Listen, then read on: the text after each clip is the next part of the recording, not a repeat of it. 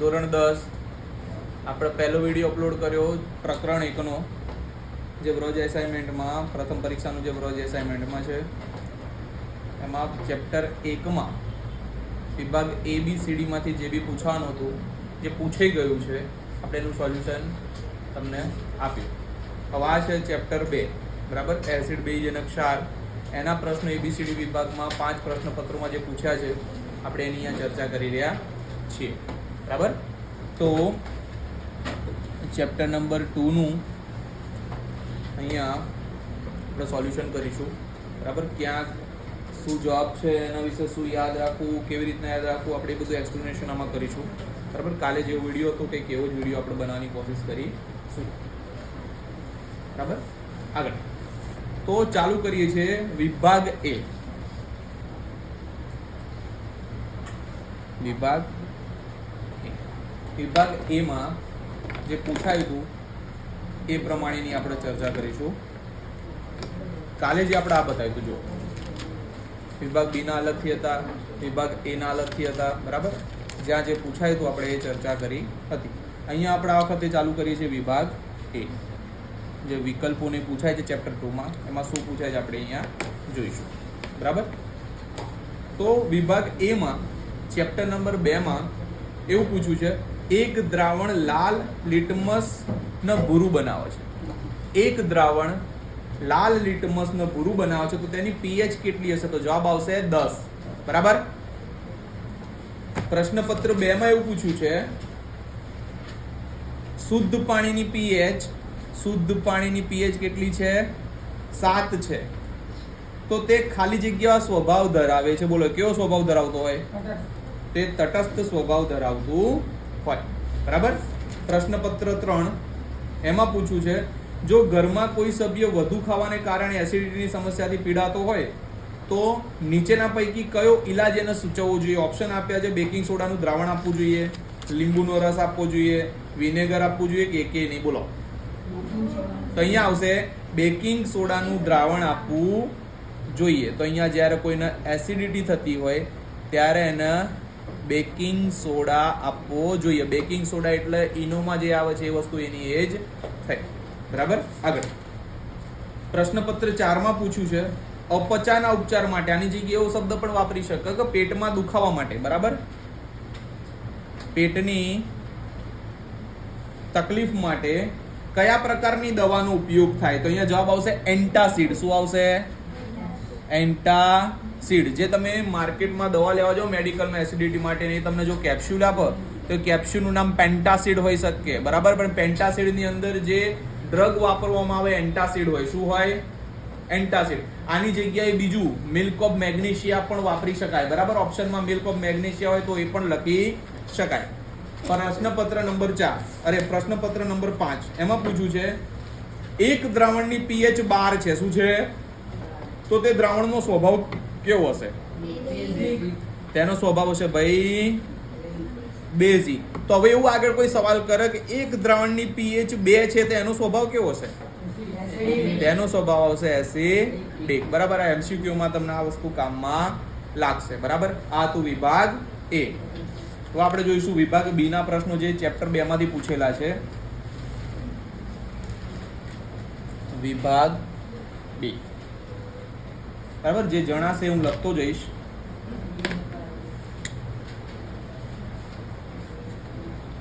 બરાબર. આ ગરીબ પેન લઈ લે તારી.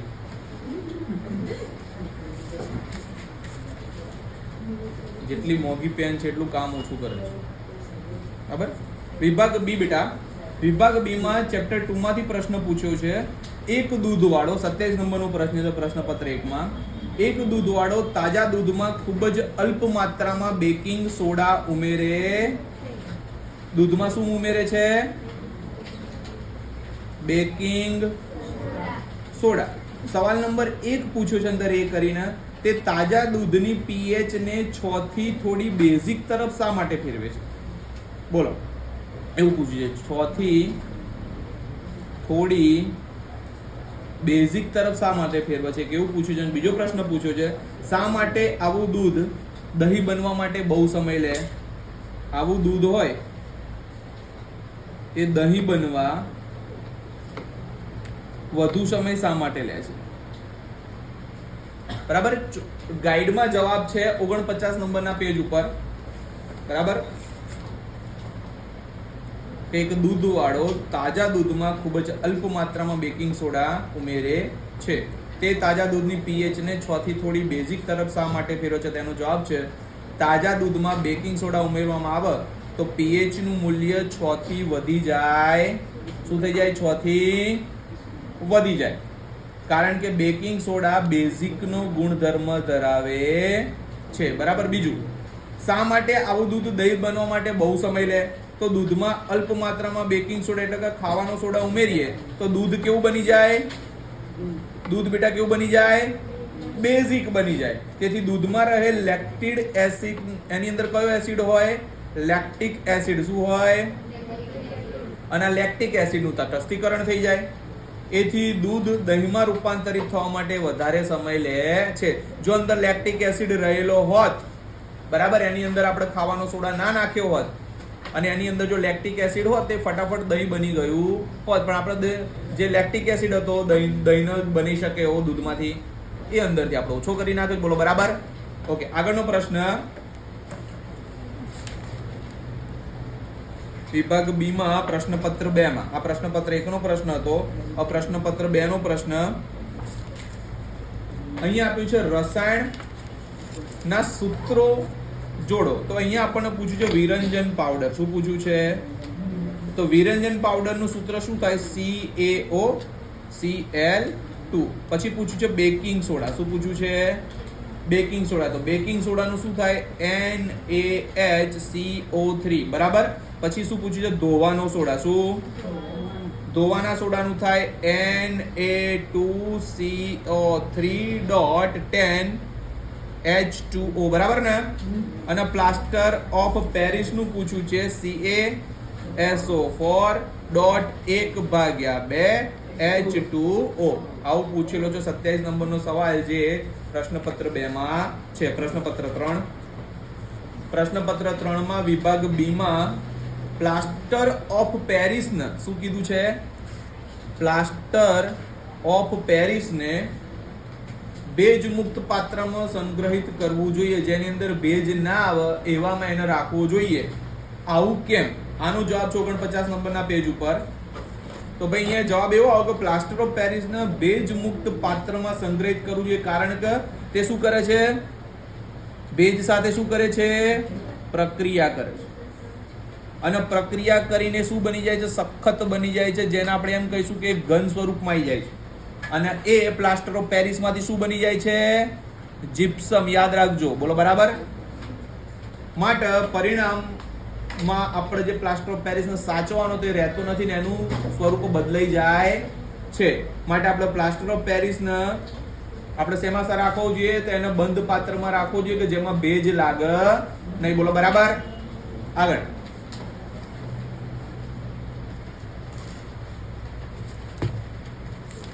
પ્રશ્નપત્ર 4.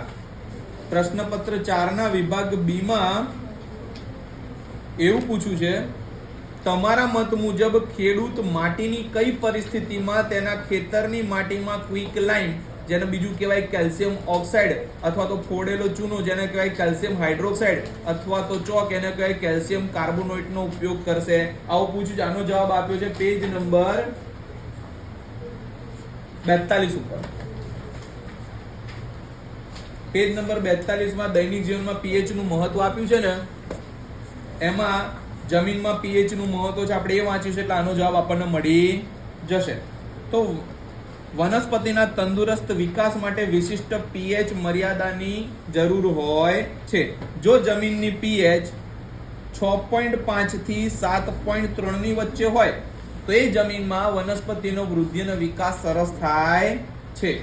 આથી ખેડૂત એસિડિક જમીનને તટસ્થ કરવા માટે શું કીધું છે અહીંયા? સવાલ શું પૂછ્યો? તો કેવી જમીનમાં એ લોકો ક્વિક લાઇમ કે ફોડેલો ચૂનો કે ચોક નાખશે? તો એ જમીન તટસ્થ નહીં હોય ત્યારે, વધારે પડતી એસિડિક બની ગઈ હશે ત્યારે આ લોકો શું કરશે? તો આવી એસિડિક જમીનને તટસ્થ કરવા માટે જમીનમાં લાઇમ અથવા તો જીપ્સમ અથવા તો ચોક એનો ઉપયોગ કરશે. મળી ગયો જવાબ. તો જ્યારે કેવી જમીન હોય ત્યારે આ ઉપયોગ થાય? જ્યારે જમીન કેવી હોય? એસિડિક હોય. એસિડિક જમીન હોય ત્યારે. બરાબર. પછી આગળ આવશે બેટા સવાલ નંબર પ્રશ્નપત્ર નંબર 5. એમાં વિભાગ બી નો સવાલ ક્ષારના ઉપયોગો જણાવો. તો ભાઈ સવાલ પૂછ્યું છે ક્ષારના ઉપયોગો. તેનો જવાબ આવશે ક્લોરીનની બનાવટમાં, કોસ્ટિક સોડાની બનાવટમાં, પેપરના ઉદ્યોગમાં, પ્લાસ્ટિક બનાવવાના ઉદ્યોગમાં અને પોલીવિનાઇલ ક્લોરાઇડ બનાવવા માટે. બરાબર, આટલાના જવાબ છે. આગળ વધીશું. બરાબર, વિભાગ બી અહીંયા પૂરો થયો. હવે આવશે વિભાગ સી.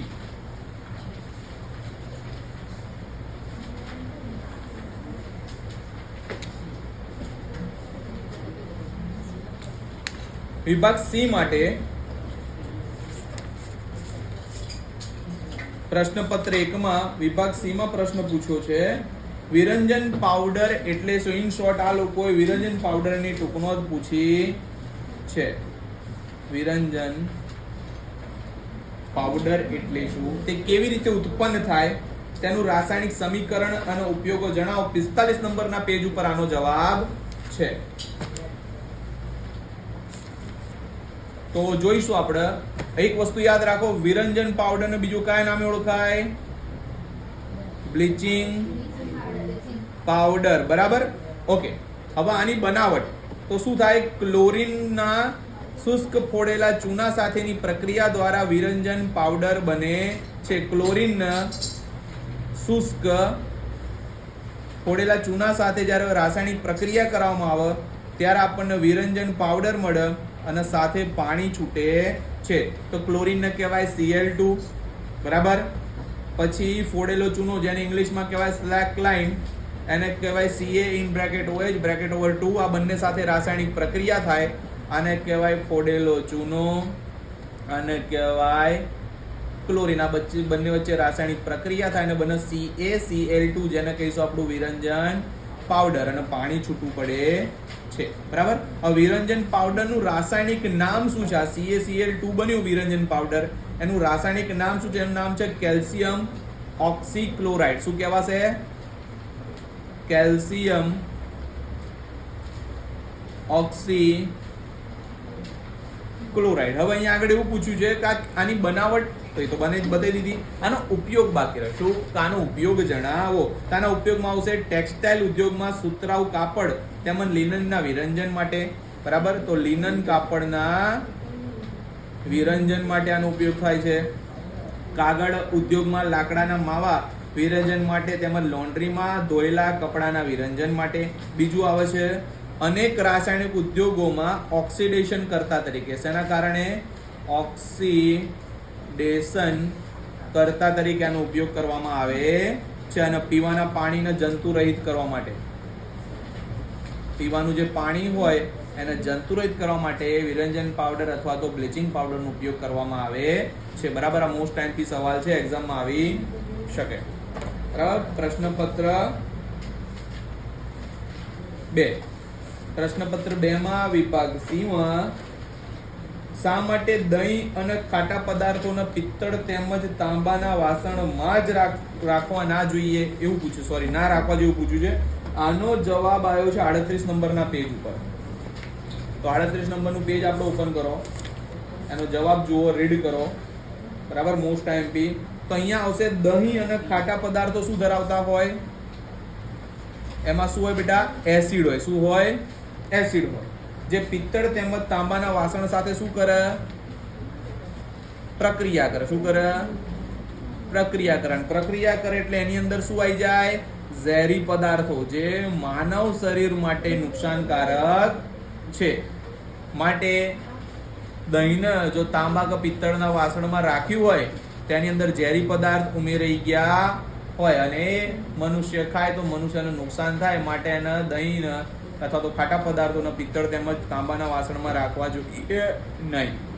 એક બીજો સવાલ છે, સામાન્ય રીતે ધાતુની એસિડ સાથેની પ્રક્રિયાથી કયો વાયુ મુક્ત થાય? શું કીધું છે? ધાતુની એસિડ સાથે પ્રક્રિયા કરાવો, ધાતુની એસિડ સાથે પ્રક્રિયા કરાવો તો કયો વાયુ મુક્ત થાય એવું કીધું છે. અને બીજો સવાલ છે એની અંદર જ આ વાયુની હાજરીની કસોટી તમે કેવી રીતે કરશો. તો પેજ નંબર 38 ઉપર આનો જવાબ મળશે તમને.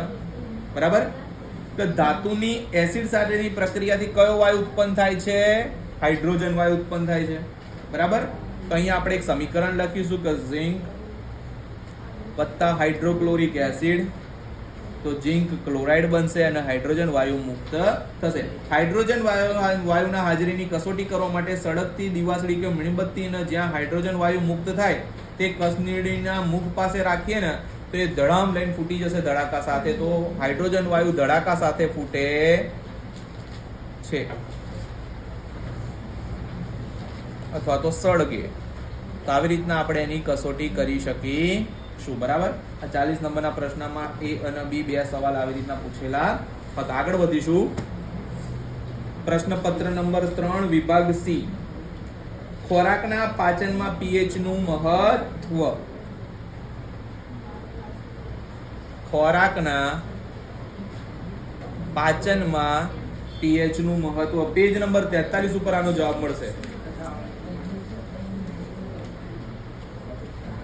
તો પાચન તંત્રમાં pH નું મહત્વ તો આપણે જોઈશું. આપણે જાણીએ છીએ તેમ ખોરાકના પાચનમાં જઠર અગત્યનો ભાગ ભજવે છે. જઠરમાં શું હોય?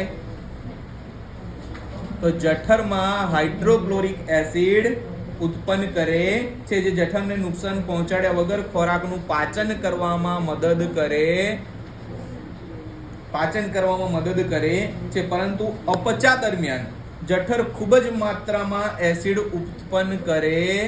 જ્યારે અપચો થાય ત્યારે એસિડ છે ને ખૂબ જ વધારે ઉત્પન્ન થઈ જાય. એના કારણે આપણને પેટમાં એટલે કે જઠરમાં દર્દ થાય અથવા તો શું થાય? બળતરા થાય. જેને આપણે શું કહીએ છીએ? એસિડિટી. બરાબર. એસિડિટીના ઉપચાર માટે બેઝનો ઉપયોગ કરીએ છીએ જેને એન્ટાસિડ કહીએ છીએ. આને મટાડવા માટે આપણે શું કરીશું? તો આપણે બેઝનો ઉપયોગ કરીશું. આ બેઝ એટલે શું? તો આ બેઝ એટલે આપણે હમણાં આગળ જ આવી ગયું એન્ટાસિડ નામનો પદાર્થ. અથવા તો બીજું શું કરી શકાય? મેં બીજી વસ્તુ કીધી હતી, શું કહી શકાય? ખાવાનો સોડા વાપરી શકાય. બરાબર. અને એના કારણે વધારાનો અંદર જે એસિડ હોય એનું શું થઈ જાય? તટસ્થીકરણ થઈ જાય. અને તટસ્થીકરણ થઈ જાય એટલે એસિડની માત્રા ઓછી થઈ જાય. અને એસિડની માત્રા ઓછી થઈ જાય એટલે તમને પેટમાં બળતરા કે એસિડિટી ઉપડી હોય કે પેટમાં દુખાવો થયો મટી જાય. તો એન્ટાસિડ તરીકે મંદ બેઝિક પદાર્થો જેવા કે ખાવાનો સોડા અથવા તો મિલ્ક ઓફ મેગ્નેશિયાનો ઉપયોગ કરવામાં આવે છે. ખાવાના સોડાનું સૂત્ર શું હતું? NaHCO3 નું. મિલ્ક ઓફ મેગ્નેશિયાનું શું હતું? MgOH2. આ બંને બેઝ છે જેનો ઉપયોગ આપણે એસિડિટી મટાડવા અથવા તો પેટનો દુખાવો મટાડવા માટે કરી શકીએ. આગળ વધીશું. પ્રશ્નપત્ર નંબર 4 એનો વિભાગ C. એના વિભાગ C માં પૂછ્યું છે. આમાં એક સવાલ છે, શા માટે એસિડનું જલીય દ્રાવણ વિદ્યુતનું વહન કરે છે? એનો મળતો એક પ્રશ્ન જ આપણે વાંચી લઈએ. એ પ્રશ્ન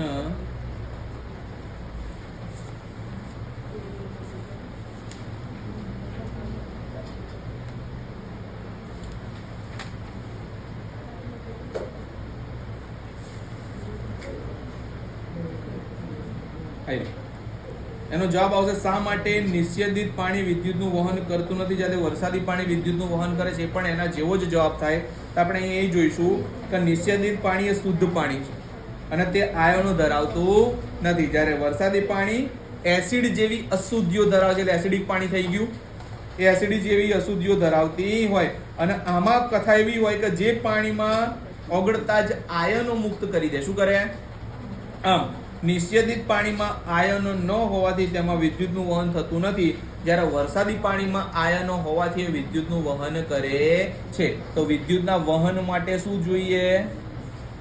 તો વિદ્યુતનું વહન ત્યારે જ થાય જ્યારે આયનોની હાજરી હોય. તો જ્યાં આયનોની હાજરી હોય ત્યાં વિદ્યુતનું વહન થાય. બરાબર. આટલો ઈઝી આનો જવાબ હોય. આગળ જઈશું. પ્રશ્નપત્ર 5 એમાં વિભાગ C માં પ્રશ્ન પૂછ્યો છે સજીવના અસ્તિત્વમાં પીએચ નું મહત્વ અને જમીનમાં પીએચ નું મહત્વ. તો જમીનમાં પીએચ નું મહત્વ ઓલરેડી ચલાવી દીધું. હવે સજીવના અસ્તિત્વમાં પીએચ નું મહત્વ છે, આપણે એ જોઈશું. તો સજીવના અસ્તિત્વમાં પીએચ નું મહત્વ પેજ નંબર 42 ઉપર મળી જશે. બરાબર.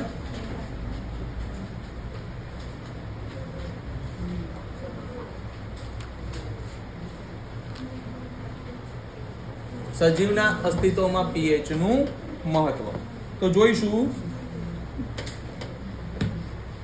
સામાન્ય રીતે માનવ શરીરમાં થતી દેહધાર્મિક ક્રિયાઓ 7 થી, શરીરની અંદર જે બી ક્રિયા થાય 7 થી લઈને 7.8 પીએચ ની મર્યાદામાં થતી હોય છે. જો આ પીએચ માં ફેરફાર થાય તો જૈવિક પ્રક્રિયાઓમાં ખલેલ પહોંચે છે.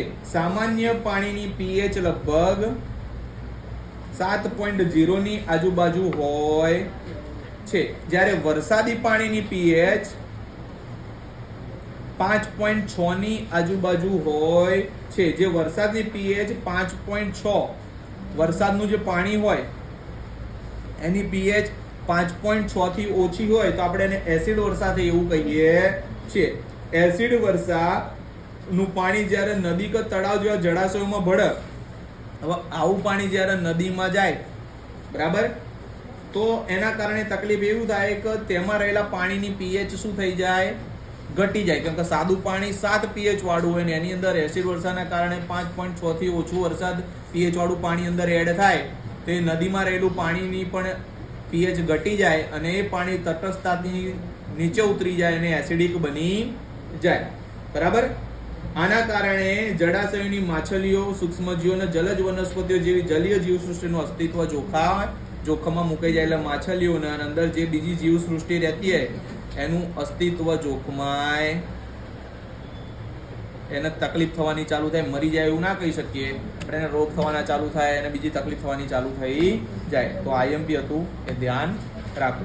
આવી રીતના વિભાગ સી અને વિભાગ સી ના લગભગ બધા જ પ્રશ્નપત્રો 5 માંથી આપણે અહીંયા જે હતા એ આપણે મૂકી દીધા. હવે વિભાગ ડી ના પ્રશ્નો બાકી રહ્યા. બરાબર. આપણે એની બાજુ આગળ વધીશું. વિભાગ ડી માં ચેપ્ટર 2 માંથી પ્રશ્ન પૂછ્યો છે. 47 નંબરનો સવાલ કે ભાઈ CaOCl2 સંયોજનનું સામાન્ય નામ શું છે? તેનું સામાન્ય નામ ભાઈ શું કહેવાય? બ્લીચિંગ પાવડર અથવા તો વિરંજન પાવડર. આ વિરંજન પાવડર અથવા તો બ્લીચિંગ પાવડર કહેવાય. અને આનું રાસાયણિક નામ શું છે? તો કેલ્શિયમ ઓક્સીક્લોરાઇડ. શું કહેવાશે? Calcium oxychloride. હવે આગળ સવાલ પૂછ્યો છે,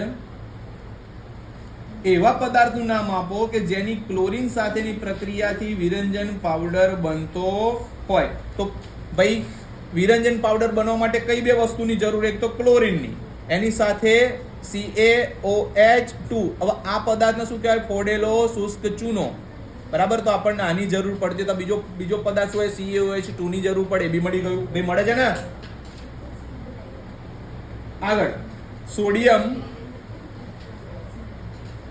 હાઇડ્રોજન કાર્બોનેટના દ્રાવણને ગરમ કરતા શું થશે? તેમાં થતી પ્રક્રિયા માટે સમીકરણ દર્શાવો. સોડિયમ હાઇડ્રોજન કાર્બોનેટના પાણી એને આપણે ગરમ કરીએ તો શું થશે?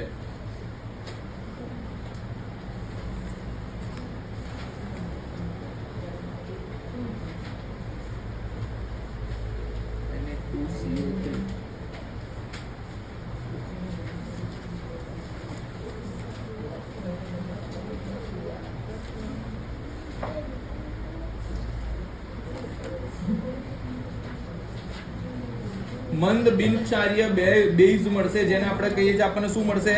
બેકિંગ સોડા બનીને મળી જશે. પાછળ લખેલું છે 2 ટૂંકનો છે. 2 ટૂંકનો તમારે વાંચવાની છે. 52 નંબરની 53 નંબરની ફટાફટ કરો. પ્રશ્નપત્ર 1 માં એક બીજો સવાલ આપ્યો છે 48 નંબરનો. એમાં પૂછ્યું છે તટસ્થીકરણ પ્રક્રિયા એટલે શું? જેનો 37 નંબરના પેજ ઉપર જવાબ છે અને એનું રાસાયણિક સમીકરણ આપો. તો પહેલા આપણે એ જોઈશું. 37 નંબરનું પેજ ઓપન કરો. તટસ્થીકરણ પ્રક્રિયા કોને કહે છે? તો જવાબ આવશે જે પ્રક્રિયામાં એસિડ અને બેઝ વચ્ચે પ્રક્રિયા થઈને ક્ષાર અને પાણી બને. એસિડ અને બેઝ વચ્ચે પ્રક્રિયા થઈ શું બને?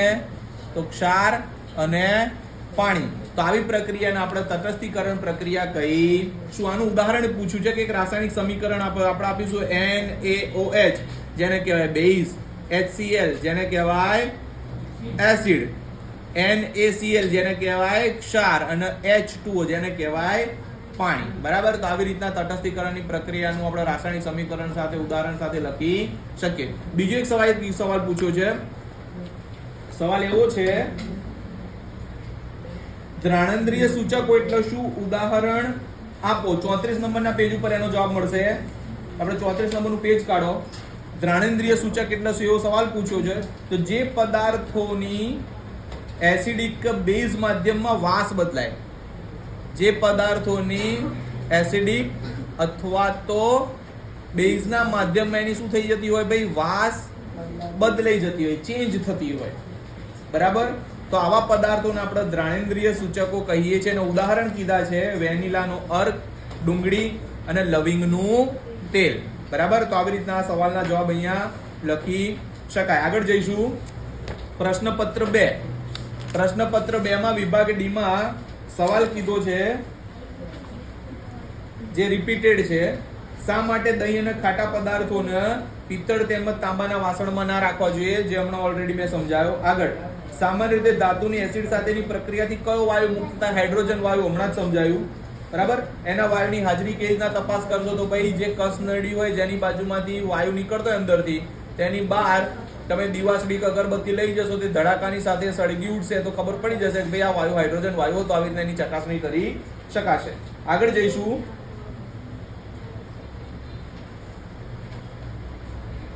અહીંયા કીધું છે 48 નંબરનું પેજ કાઢીશું. સવાલ નંબર 47 એમાં જવાબ છે 48 નંબરના પેજ ઉપર. પહેલા આપણે કાઢી લઈએ. એનો સવાલ વાંચતો જાઉં, તમને જવાબ સમજાવતો જાઉં. અહીંયા પૂછ્યું છે નીચે દર્શાવેલ પ્રક્રિયાઓ માટે પહેલા શબ્દ સમીકરણો અને ત્યારબાદ સમતોલિત સમીકરણો લખો. પહેલા શબ્દમાં લખવાનું છે અને પછી આપણે એનું સાચું કેમિકલ રિએક્શન એટલે કે રાસાયણિક સમીકરણ લખવાનું છે. પહેલું, મંદ સલ્ફ્યુરિક એસિડની દાણાદાર ઝીંક સાથેની પ્રક્રિયા કરતા આપણે લખીશું ઝીંક વત્તા મંદ સલ્ફ્યુરિક એસિડ, એની વચ્ચેની રાસાયણિક પ્રક્રિયા થાય ને આપણને મળે ઝીંક સલ્ફેટ. શું મળે? ઝીંક સલ્ફેટ વત્તા હાઇડ્રોજન વાયુ. તો આપણે આને સમીકરણ સ્વરૂપે લખીએ તો ઝીંકને કહેવાય Zn, મંદ સલ્ફ્યુરિક એસિડ એને કહેવાય H2SO4. એની વચ્ચે રાસાયણિક પ્રક્રિયા થઈને ઝીંક સલ્ફેટ બને, આપણે એને કહીશું ZnSO4 અને હાઇડ્રોજન વાયુને કહેવાય H2. આવી રીતના આપણને એક બીજું પૂછ્યું છે મંદ હાઇડ્રોક્લોરિક એસિડની મેગ્નેશિયમની પટ્ટી સાથેની પ્રક્રિયા. તો અહીંયા બનશે મેગ્નેશિયમ પહેલા તો, પછી બીજું આવે મંદ હાઇડ્રોક્લોરિક એસિડ, એની સાથે રાસાયણિક પ્રક્રિયા થઈને બનશે મેગ્નેશિયમ ક્લોરાઇડ અને વત્તા હાઇડ્રોજન વાયુ છૂટો પડશે. તો મેગ્નેશિયમને શું કહેવાય? Mg. પછી મંદ હાઇડ્રોક્લોરિક એસિડને શું કહેવાય? HCl. પણ આપણે રાસાયણિક સમીકરણ સમતોલિત કરીશું એટલે અહીંયા 2 લખવું પડશે.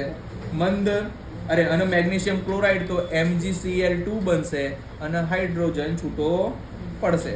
પછી C પૂછ્યું છે મંદ સલ્ફ્યુરિક એસિડની એલ્યુમિનિયમના ભૂક્કા સાથેની પ્રક્રિયા. તો અહીંયા આપણે લખીશું એલ્યુમિનિયમ વત્તા મંદ સલ્ફ્યુરિક એસિડ, આની વચ્ચે રાસાયણિક પ્રક્રિયા થાય ને બને એલ્યુમિનિયમ સલ્ફેટ અને બીજું શું થાય? તો હાઇડ્રોજન વાયુ છૂટો પડે. તો એલ્યુમિનિયમને શું કહેવાય? એ સમીકરણ સંકલિત કરવા માટે અહીંયા 2 જરૂરી છે.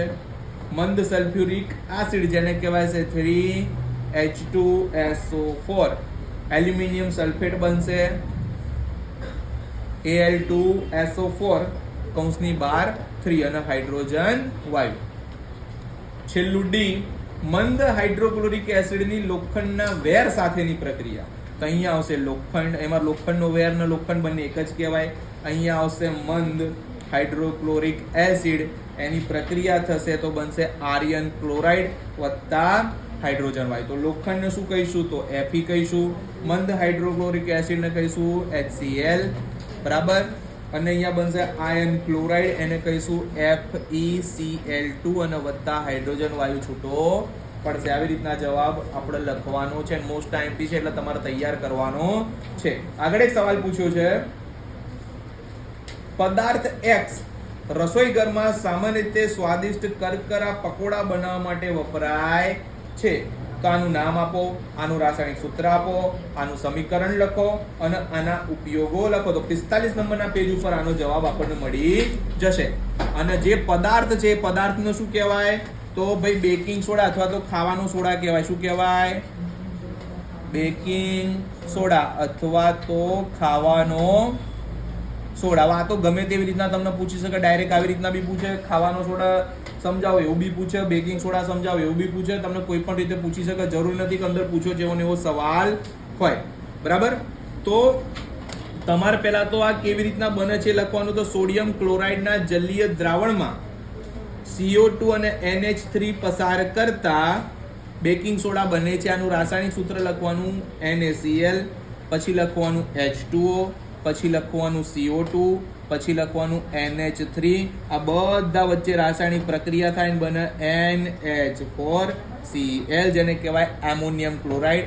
આને કહેવાય એમોનિયમ ક્લોરાઇડ વત્તા NaHCO3, જેને કહેવાય સોડિયમ હાઇડ્રોજન કાર્બોનેટ, બરાબર. હવે સોડિયમ આજે આપણને મળ્યું, સોડિયમ હાઇડ્રોજન કાર્બોનેટના જલીય દ્રાવણમાંથી કાર્બન ડાયોક્સાઇડ વાયુ પસાર કરીએ એટલે આપણને બેકિંગ સોડા મળી જાય. તો Na2CO3 વત્તા H2O વત્તા એની અંદર આપણે કાર્બન ડાયોક્સાઇડ વાયુ પસાર કરીશું એટલે આપણને મળશે 2NaHCO3. 2NaHCO3 એટલે કે બેકિંગ સોડા કહેવાય, બરાબર. આગળ બેકિંગ સોડાનું રાસાયણિક નામ સોડિયમ હાઇડ્રોજન કાર્બોનેટ અથવા તો સોડિયમ બાયકાર્બોનેટ છે. તે મંદ બિનક્ષારીય બેઝ છે. ખોરાક રાંધતી વખતે તેને જ્યારે ગરમ કરવામાં આવે ત્યારે નીચે મુજબની પ્રક્રિયા થાય. જ્યારે ખોરાક રાંધો ત્યારે શું થાય? તો આવું થશે 2NaHCO3 આજે હતું ને, 2NaHCO3 એની ઉપર થશે Na2CO3 વત્તા એમાંથી પાણી અને એમાંથી કાર્બન ડાયોક્સાઇડ વાયુ છૂટો પડશે. હવે આના ઉપયોગો. તો બેકિંગ સોડા અને ટાર્ટરિક એસિડ જેવા મંદ ખાદ્ય એસિડનું મિશ્રણ બેકિંગ પાવડરની બનાવટમાં વપરાય છે. તેને ગરમ કરવામાં આવે અથવા તો પાણી સાથે મિશ્ર કરવામાં આવે ત્યારે તેમાંથી ઉદ્ભવતા કાર્બન ડાયોક્સાઇડ વાયુને લીધે પાવ અથવા તો ભજીયા ફૂલે છે અને નરમ અને પોચા બને છે. એસિડિટીમાં રાહત આપવા માટે એન્ટાસિડ તરીકે અથવા તો દવા તરીકેનો ઉપયોગ કરી શકાય છે. સોડા એસિડ અગ્નિશામકમાં આગ બુઝાવવા માટે આનો ઉપયોગ કરવામાં આવે છે. ચેપનાશક તરીકે ચેપ દૂર કરવા માટે આનો ઉપયોગ કરવામાં આવે છે. પ્રયોગશાળામાં પ્રક્રિયક તરીકે આનો ઉપયોગ કરવામાં આવે છે અને ઘરગથ્થુ ઘણા બધા કામોમાં પણ આનો ઉપયોગ કરવામાં આવે છે. તો બેકિંગ સોડાની એક તો 3 તમારા સમીકરણ લખવાના, એના સિવાય કેવી રીતના બને છે એ લખવાનું અને એના ઉપયોગો લખવા પડશે. આગળ વધીશું. પ્રશ્નપત્ર નંબર 3 વિભાગ D,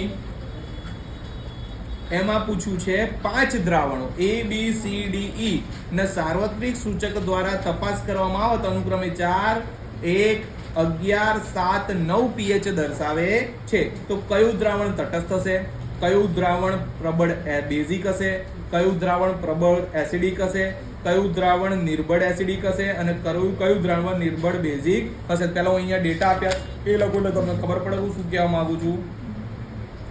A, B, C, D અને E આટલા દ્રાવણ છે, બરાબર. તેની સાર્વત્રિક સૂચક દ્વારા આપણને pH ની વેલ્યુ મળી. આની 4 મળી, આની 1 મળી, આની 11 મળી, આની 7 મળી અને આની 9 મળી, બરાબર. તો પહેલું તટસ્થ કયું હશે? બીજું યસ. બીજું પ્રબળ બેઝિક કયું હશે? પછી આવશે પ્રબળ એસિડિક કયું હશે? સરસ. પછી છે નિર્બળ એસિડિક કયું હશે? સરસ. અને પાંચમું પૂછ્યું છે નિર્બળ બેઝિક હશે, બરાબર. તો આપણે જોઈશું કે આનો જવાબ જો તમારે ગાઈડમાં શોધવો હોય તો 48 નંબરના પેજ ઉપર છે. તો પહેલું તો ભાઈ દ્રાવણ તટસ્થ કયું હશે? તો ડી. કેમ? એની પીએચ મૂલ્ય કેટલું છે? 7. પછી પ્રબળ બેઝિક કયું હશે? તો જવાબ આવશે સી. એની કેટલી છે પીએચ? 11. પછી પ્રબળ એસિડિક કયું હશે? તેનો જવાબ આવશે બી. કેમ કે એની પીએચ કેટલી છે? 1. પછી નિર્બળ એસિડિક કયું હશે? તો જવાબ આવશે એ. કેમ? કેમ કે એની પીએચ કેટલી છે? 4. પછી નિર્બળ બેઝિક કયું હશે? તો દ્રાવણ ઈ. અને એની પીએચ કેટલી છે? 9. હવે અહીંયા એવું કીધું છે કે આને ચડતા ક્રમમાં ગોઠવવાનું છે. તો 11 less than 9 less than 7 less than 4 less than 1 આવી રીતના ગોઠવી દેવા. ચડતા ક્રમમાં ગોઠવવામાં તો કઈ એટલું બધું કઈ હોતું નથી. આગળ વધીશું. અહીંયા વરી પાછો રિપીટ પ્રશ્ન છે, શા માટે દહીં અને ખાટા પદાર્થોને પેલામાં રાખવાના છે? બરાબર, એ આપણે કરી દીધેલો છે. આગળનો સવાલ, જ્યારે એસિડના દ્રાવણને મંદ કરવામાં આવે ત્યારે હાઇડ્રોનિયમ આયોનની સાંદ્રતા ઉપર એની અસર શું થાય? પેજ નંબર 41 ઉપર આનો જવાબ મળશે. પેજ નંબર 41 કાઢો, એનો જવાબ બતાવો. જ્યારે એસિડના દ્રાવણને મંદ કરવામાં આવે ત્યારે હાઇડ્રોનિયમ આયનોની સાંદ્રતાને કેવી અસર થાય? તો જવાબ આવશે એની સાંદ્રતામાં શું થશે? ઘટાડો થશે. બોલો બરાબર. આગળ સવાલ પૂછ્યો છે, જ્યારે સોડિયમ હાઇડ્રોક્સાઇડના દ્રાવણમાં વધુ પ્રમાણમાં બેઝ ઓગાળવામાં આવે ત્યારે હાઇડ્રોક્સાઇડ આયનોની સાંદ્રતા ઉપર એની અસર શું થાય? તેની સાંદ્રતામાં વધારો થશે. 33 નંબરનો 34 નંબરનો સવાલ છે, મળ્યો?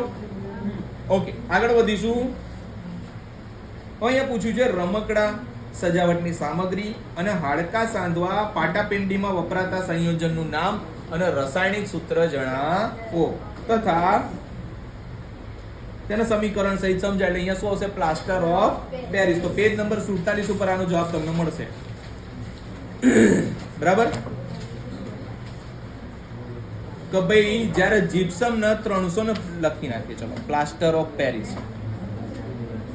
જ્યારે જીપ્સમ ને 373 કેલ્વિન તાપમાને આપણે ગરમ કરીએ ત્યારે તે પાણીના અણુઓ ગુમાવીને પ્લાસ્ટર ઓફ પેરિસ બની જાય છે. આપણે આને જરા સમીકરણ સ્વરૂપે દર્શાવીએ. 2 CaSO4.2H2O બરાબર.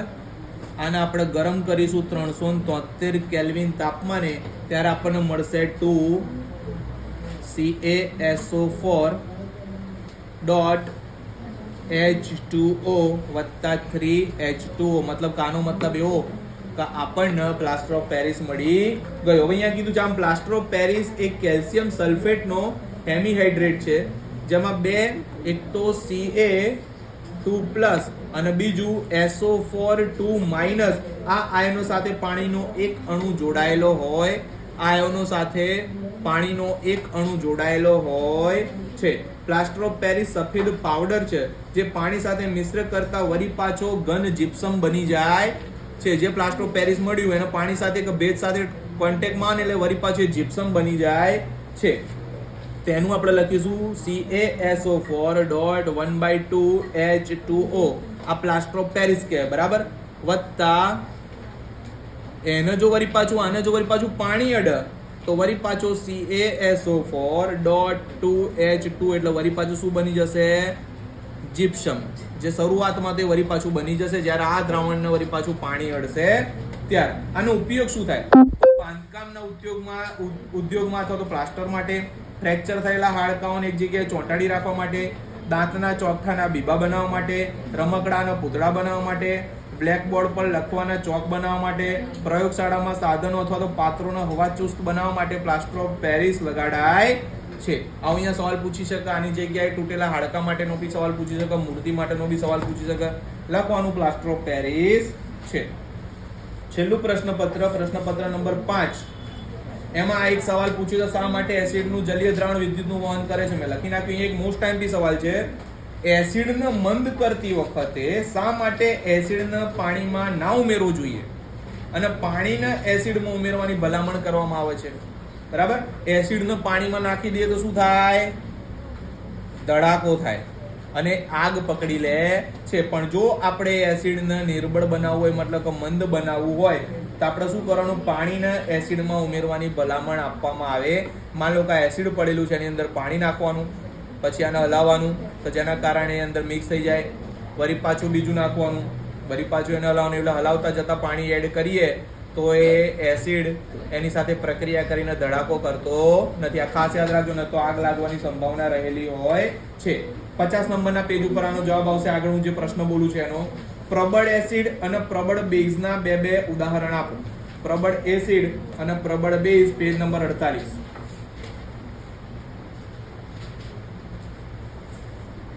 Sorry, page number 50. Sorry,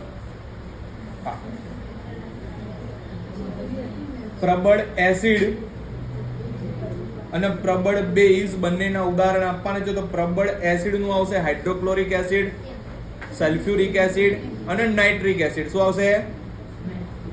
hydrochloric acid, sulphuric acid અને નાઇટ્રિક એસિડ. આ બધા શું છે? પ્રબળ એસિડ. હવે પ્રબળ બેઝ ના નામ કીધા છે, તેનું નામ આવશે NaOH, જેને કહેવાશે સોડિયમ હાઇડ્રોક્સાઇડ, અને પોટેશિયમ હાઇડ્રોક્સાઇડ ને કહેવાશે KOH. આ બધા કેવા છે? પ્રબળ બેઝ.